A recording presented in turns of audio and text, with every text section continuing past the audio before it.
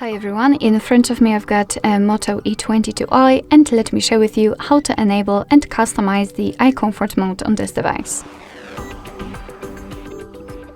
have to start with the customization, so to do that we have to enter the settings.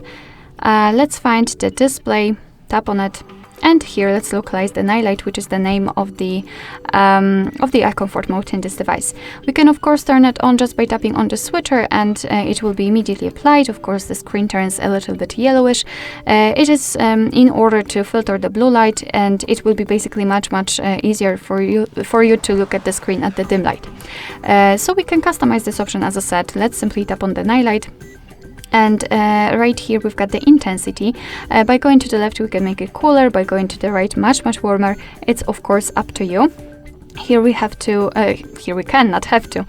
schedule that feature. The none option is simply manual. We can turn it on at custom time, so so we can pick the start and the end time, and of course your device will apply the mode accordingly.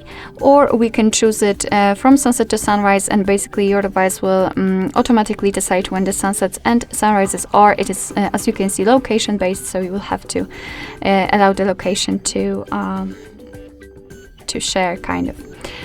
So this is the whole customization of this feature, and now let me show you much faster access to it. So let's simply unroll the top bar. We have to unroll it fully to open those the full list of those icons, and here we have to find the nightlight.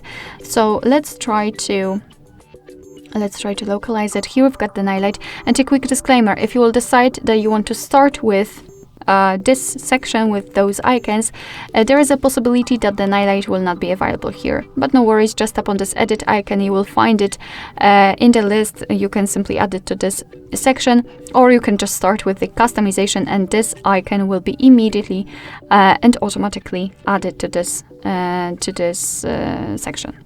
So all we have to do is to tap on it to turn it on, and the same to turn it off.